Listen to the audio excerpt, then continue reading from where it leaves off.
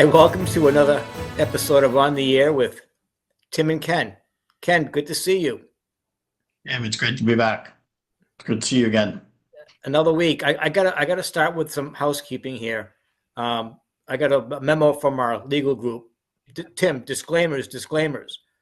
All right, folks. Anything we say here, it's just our opinion. Don't count on it for anything. Don't make any investments on it.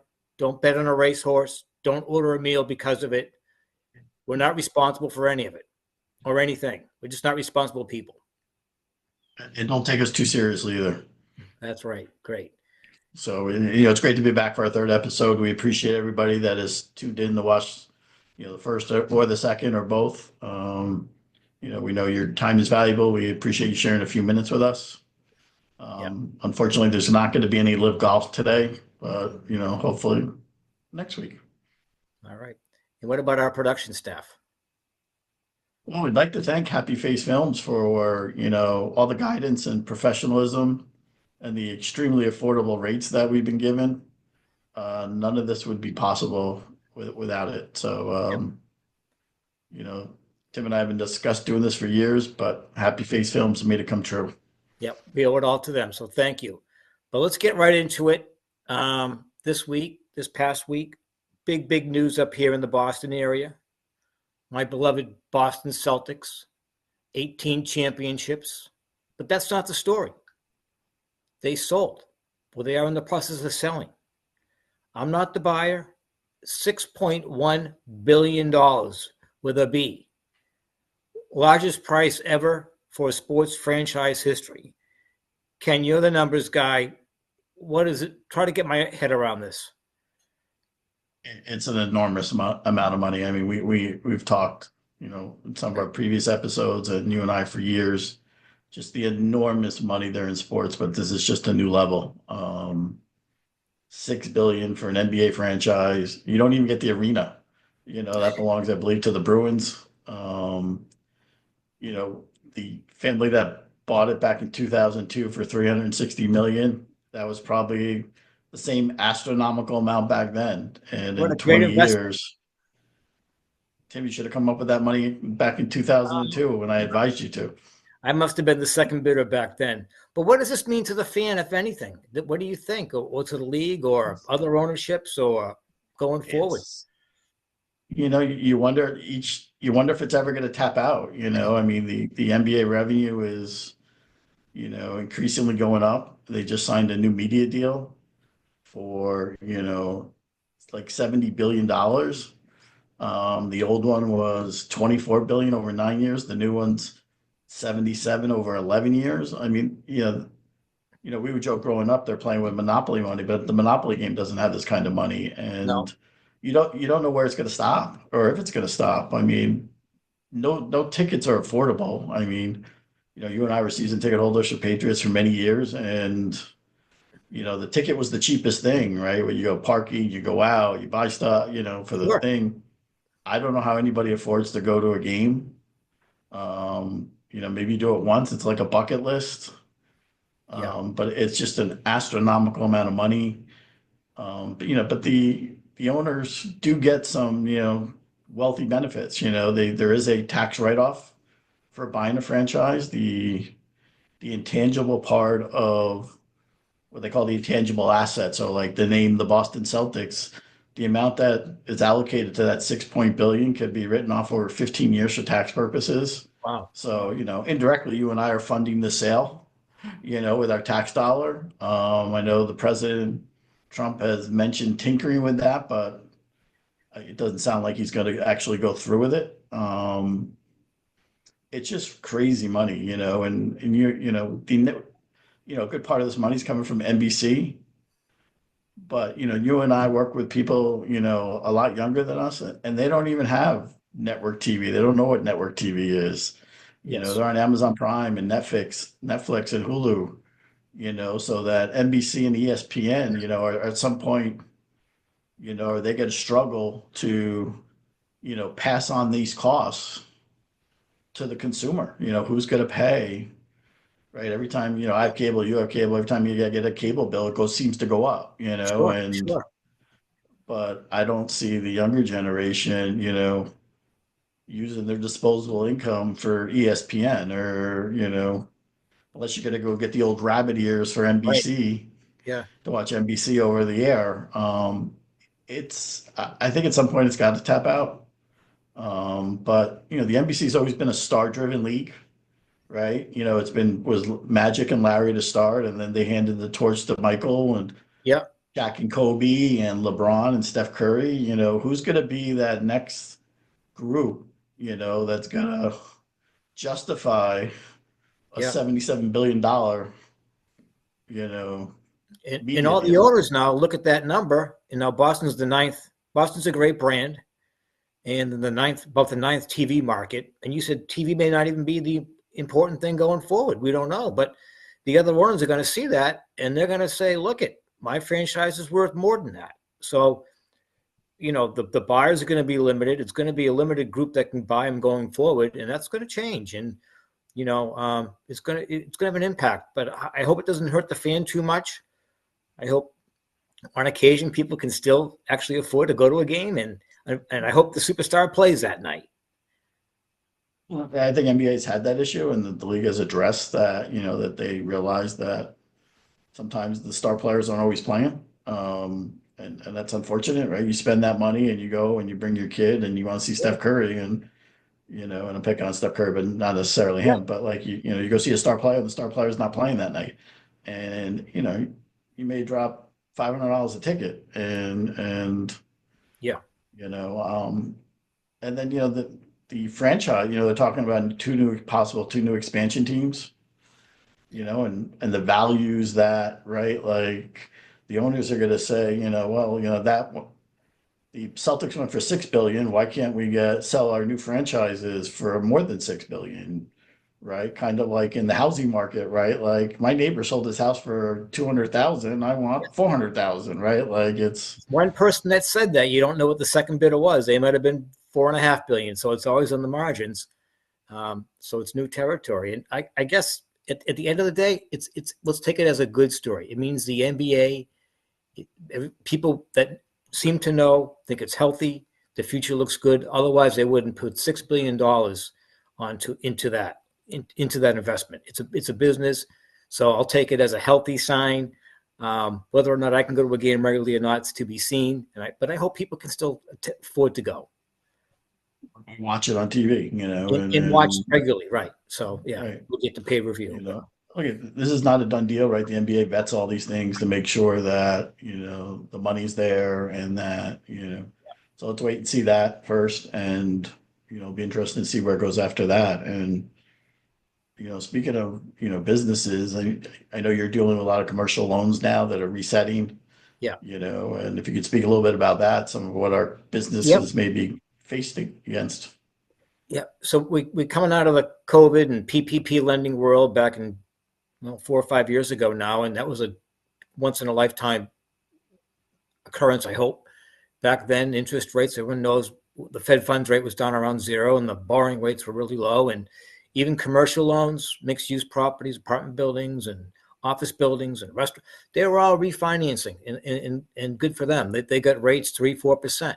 Now, most of these commercial rates, unlike your home mortgage, which many of your home mortgages are 30-year fixed rates, your commercial mortgages typically are not. They're typically fixed for 5 years. So they're 5-year adjustables, and they reset. Well, those resets are going to start happening this year. You're going to have close to $1 trillion resetting this year in that market out of 4 to 5 trillion in that industry. So 20% of that will reset this year, and they'll go anywhere from a rate from 3 to 4 to say 6.5. And I took out my pencil and I did a little bit of quick math on $1 million loan going from 4% to 6.5. It's going to roughly increase your annual cost by about $17,000. Now you add the cost of insurance and taxes and all that. 17,000 may not seem like an incredible amount of money for $1 million loan, but if you're the person paying that, or if you're the landlord, that just blips up on the screen one month, and you're saying, where did that increase come from? I wasn't expecting that. I wasn't anticipating, and there's no option to go anywhere else for a lower rate. You can shop it, you might do slightly better, but that's where you're going to be. And these are going to hit. They're all going to hit, and it's going to. And next year you'll see more. So it's going to be interesting when you already see office vacancies very low. Um, you know the you see a lot of turmoil out there in commercial, and this isn't going to help it. It'll reset the market to where it probably should be. It never should have been that low. So kind of like a lot of things in life, it's going to be a reset that could be painful. Yeah, I spent a lot of time in taxes over the last 15 years, it would be my clientele that would be affected by this, and how many of them wouldn't know, and they're going to get that bill, and then, trying to refinance, and no, send me my last 5 years tax returns, and it's scary, that, they got all that free money, the PPP loans, which were forgiven, and then Yeah, they got the tax deduction. There was so much free money during COVID, and now it's going to get, a lot more expensive. From a tax yeah, point of view, where's this money coming from? Are they going to be able to pass it on? Are they going to have to exactly. get a second loan? You and I deal with people that have, real estate people, and they have multiple properties, and, a lot of them shift money from the wealthy property to the non-wealthy property, to help cover the cash flow. Are they going to be forced to sell the properties Right. because it's cheaper than, paying the debt? It's going to affect the value significantly. And to keep it in perspective, it's for the consumer who many of them don't have a commercial loan or understand that. Your auto loan market is 1.6 trillion in full, and you have $1 trillion of commercial. Why does that affect everybody? When you go to your pizza shop in that mixed use building and so forth, somehow they're going to pay for it in higher rent. You're going to pay for it when you order your pizza. It's going to have to be paid somewhere. Yeah, it's tough times, I think, ahead for a little bit, and trying to adjust to this. And if people didn't properly prepare for it, really are going to struggle a little bit.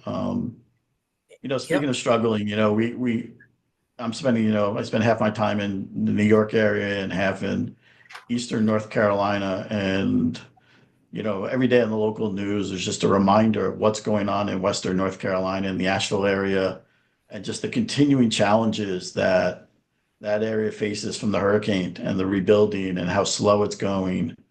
And I know there was, a story on 60 Minutes that last night a little bit about the challenges that LA's facing from the fires. And I know you have some experience in Southern Florida dealing Yeah. with, Yeah. hurricane recovery Yeah. and how slow that goes, for the everyday person.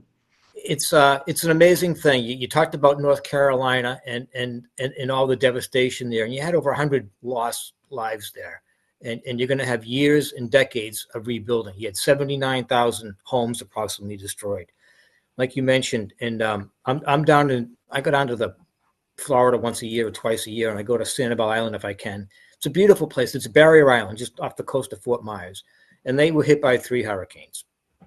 Ian being the big one in 2022, and then 2 more in 2024. Um, they'll recover. Naturally, it's recovering there, but the cost is phenomenal. There's a lot of condominiums there. Now, these places got wiped out, and a lot of them still haven't been rebuilt. So you're coming into year 3 now.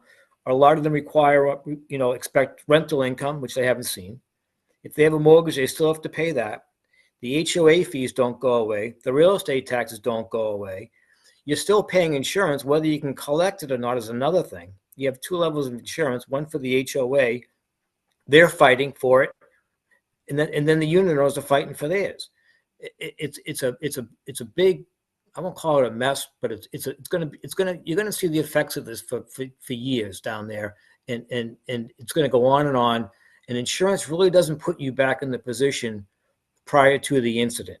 If you think it does, it won't. I'm not saying they're breaking their contract, but that's not necessarily what their contract's all about all the time. So it doesn't make you whole, and there's a lot going on down there. And just trying to find the contractors probably, and the materials. I mean, we have Yeah, a friend that built a house not far away from Sanibel, built a house from scratch in shorter time you than it right, is right. He built up for ground you to up. get your, Yeah, he yeah, built it in 5 or 6 months, and no problem. right, And, and and, no and yeah, problem. And you listen to the people I listen to people on the news in, Western North Carolina. If you've never been over the Asheville area in the Blue Mountains, it's actually absolutely beautiful. What they say is, look, we need people to come back and visit. We need the tourist dollars. Like, obviously nobody can write a check to help them rebuild, but if you've never been there, it's beautiful. Go for a long weekend. They say the tourist industry is one of the things that they're really counting on. And part of this, and the 60 Minutes story last night was That's right. just, it's Timing of it. crazy, that the story was, that was focused on the lithium battery removals.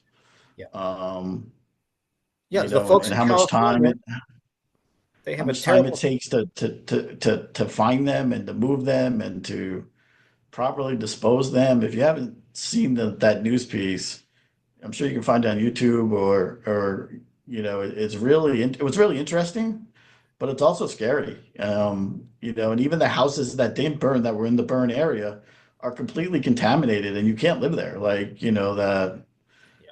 again, another really scary thing. And just because these stories aren't on your news every day, a lot of people are still suffering. And Where do you go for schools? Where do you go for medicine if you're in that area? You might have lost all that. You lost family. You lost your house. And like you alluded to, the 60-minute piece, I wasn't aware of.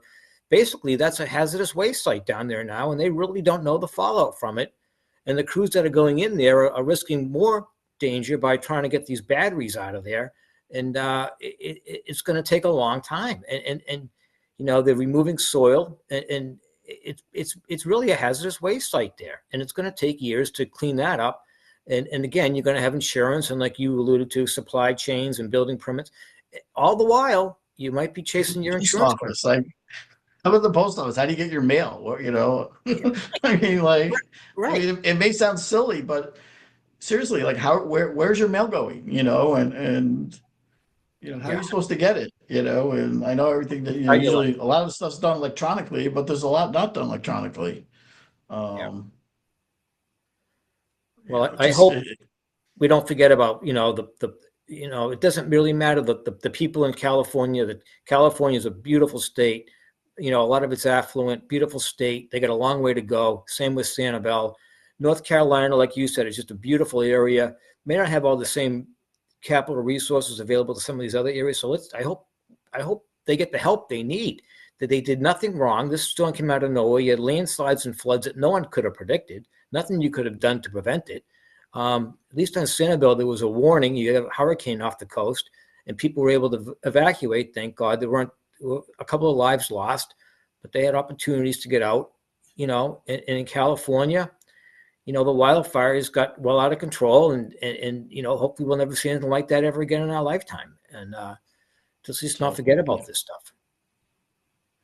yeah, I think our point is just, it's even though it's not on the news every day anymore, there's still a lot of people out there struggling and you Yeah. know, and it's sad. It's really sad, and you almost feel very fortunate it's not us, not me or not you, and Yeah. Yeah. you know, I mean, I think we're going to wrap it up a little bit here, and we do have, I don't know if it's necessarily an obituary, but the Quinnipiac hockey team season came to an end. Well, they had another great season. They had a great season. They lost in the opening round of the NCAA tournament, UConn 4-1. Great season, sixth straight year making the the NCAA tournament, longest in the country. I'm sure they will rebound and rebuild for next Oh yeah, year. they have a great program, great coach, great. And now they have a history, and they're in a great league. And Yeah. so it's not the end. It's just a story of an ongoing great program, and all the men and women down at Quinnipiac and those sports programs. You're making us alumni really proud. Keep you guys are and ladies, you're wonderful. You're working your tails off, and keep it going. It's great competition. Keep it going. Absolutely. It's great sport to watch. Get a good chance to go to a game. Great sport to watch live. Yeah, And I think we're gonna wrap it up with Tim, our initial thoughts on the Masters. Coming up, hopefully we'll do another show before then, get into more. we'll If get a I little gave you more on it. Rory, if I gave you Rory and Scotty against the field, I'm going to take the field. okay. I think Scotty's coming back. He's played well. I think there's so many guys out there. Rory will be in the mix, of course, but he can always post a score that's a little higher that'll just put him out of reach. Both talented. I think it'll be a popular name to win, but not one of those two. It's always the beginning of spring. It's the best tournament to watch. Yeah, The roars on Sunday, right? You're watching somebody putting, you hear a roar in the background, and everybody's wondering, what happened? What happened? It it's must be great. a phenomenal event to go to. It's the start of I spring. I have enjoy the it. fireplace off. The fireplace is off, so we're Well, that's getting good. there. That's good news. That's So, good news. So if we get you, we'll cover. If we get a chance to do another one before the Masters, we'll talk a little bit more about it. But hopefully we we want to thank will. everybody for their time. And Tim, it's great seeing you again. Ken, And have a good week. look forward to our next show. Thanks, Ken. Have a good night. Take care. Thanks, you too. Thanks for watching.